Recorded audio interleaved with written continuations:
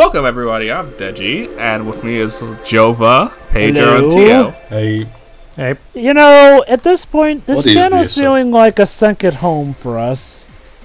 Yes, this is the Frasier to your Cheers. Pretty much. So, this is Toree 3D. Oh yeah, I heard this game is on the eShop. For 99 cents. Oh, wait. Was that the Grim Reaper I just saw? No, Yep. Jova, it's Harvest from the DC universe. No! Oh, I have no idea who that is. Terrible villain. ugh, It only has a terrible. cool design, but that's it. terrible villain. God, I hate the calling. Was Harvest ever cool? Oh, that arc where they brought Animus from Young Justice back. Only to kill her. So, Anyway, okay. what is this saccharine thing? It's basically a 3D platformer that's basically feels like Sonic. Even got to the point where even the creator of the game saw all the Sonic parallels and decided to make a Sonic mod into it. It's like, wow, it fits perfectly. So was there any reason that we just saw the Grim Reaper at the start of level 1 flying I have away no laughing? Is he like the villain? He kidnapped these guys' friends or something? Never mind that. don't know. I want to know what the hell happened. Why did the Power Stars take over the universe? I don't know. But yeah, you can tell that this game's aesthetic is pretty much reminiscent of the PS1. Definitely. Like, I could see this being a World and Motor Tune Grand Prix, honestly. This feels like if Super Mario 64 had one of those giant levels. Like there's a gigantic Power Star. Yeah. The way the cages move does remind me of N64 Mario. So Yeah. is it like a budgeted indie title? Like how much did you pay for this, Edge? 99 cents. Not I bad. can gift all of you this game on Steam right now. Sure, I'm fine I either guess way. I wouldn't My mind. library is already Joe- so full. Jova, accept my friend request on Steam already. Oh, wait. That you're wait. turning into one of those internet ghosts, like in those movies that fail. That's the thing. That's the thing, that your donation is wasted on me because I only on very rare exceptions play on PC. So I mean, I have a Mac side. I barely play on PC to begin with, but it's just like it's 99 cents. now, what I mean is that 99% of the times I always play on a console. Yeah, same. Can you tell me? Okay, I know that it probably they're like little piece, but what are the PC requisites? I wonder. Let me check. So do you have to collect all 95 of the things that are there, or? I mean, no, you unlock every single star in a level, so you can unlock a new character. But you can just get from point A to point B at your own leisure. Okay. But this game, like Sonic, has a ranking system. It's how fast you get to the goal that determines your rank. Granted, most Sonic games is also points as well, but this Okay, one is just... This requirement seems very PC. Tell you what, Edge. If you actually gift it to me, then I might record it for our channel. Why not? Yeah, Yes. Tio, Brilliant. you can beat this game in 20 minutes. Okay then. Sounds like that's a potential Squirm Quickie.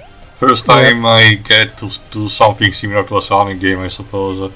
I'll admit. That you don't know even half of it. I really suck at Sonic Mania. I'm Well, terrible wasted. You can with save that. it.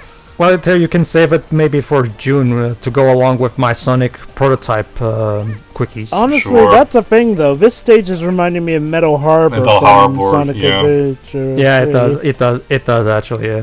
Actually, I get more Sin and Punishment vibe from this stage, but yeah, I can see it. This is the stage where the creator put Sonic in as a joke. Well, I guess it's the more obvious one. Yeah. This game And looks the very other cute. there's two unlockable characters that are basically from his other games. One is a bat from a 3D platformer that's based off like the N64 titles and tries to be like Banjo-Kazooie. And I think Grant Kirkhope did music for it. I'm not sure. Okay, and friend invite accepted. Also, nice avatar of Wendy. Wow, the physics of this game are very forgiving.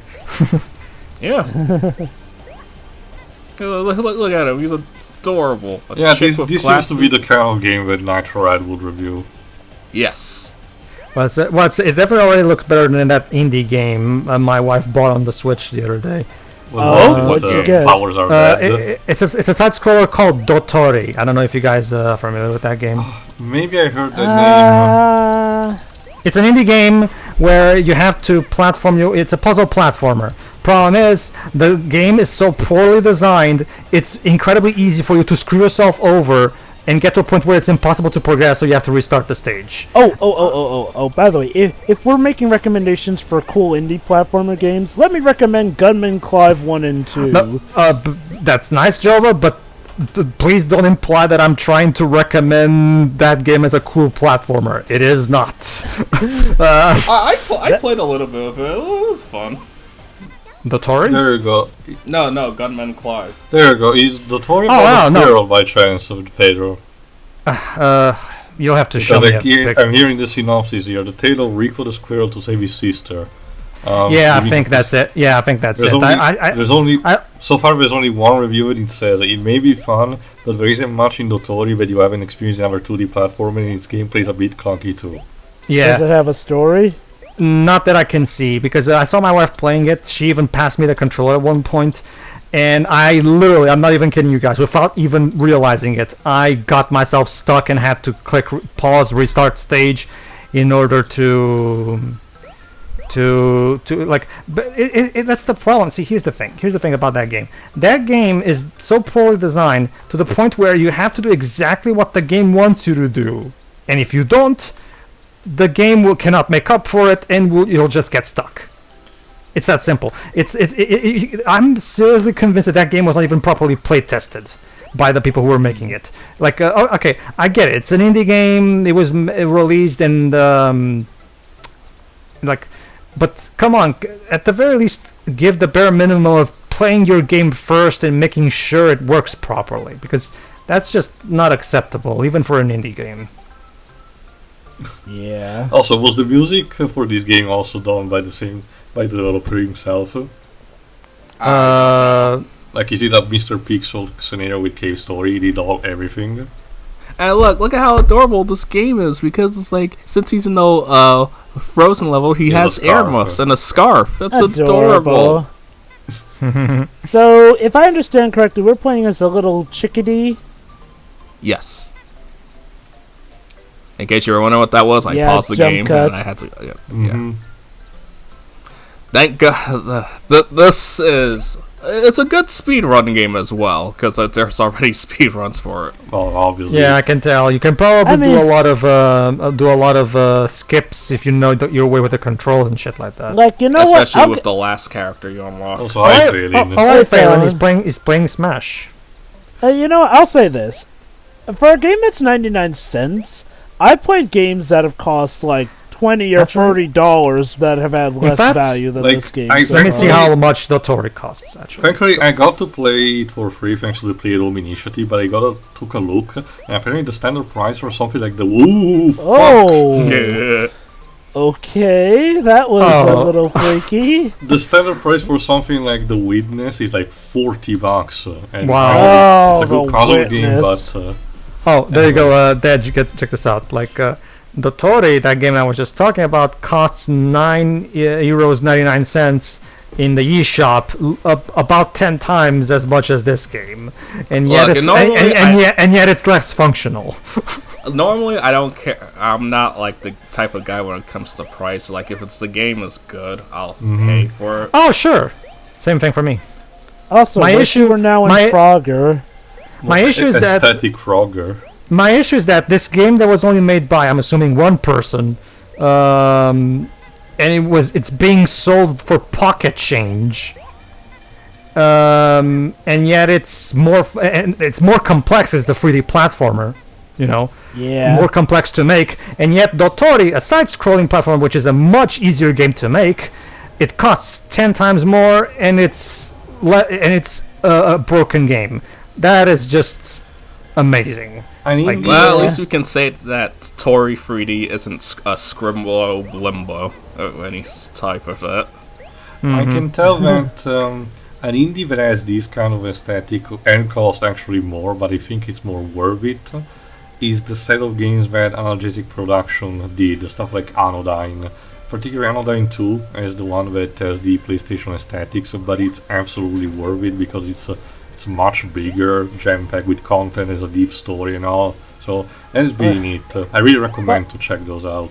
Like, seriously, though, Alright. I'll say this. I'm definitely thankful for the indie game dev scene. Like, yeah, sometimes a lot of it can seem samey here and there, but I'd say that we definitely do get a lot of very cool and creative concepts that could potentially be grown into full-on franchises of their own, or heck, do so great that they pretty much crack out success.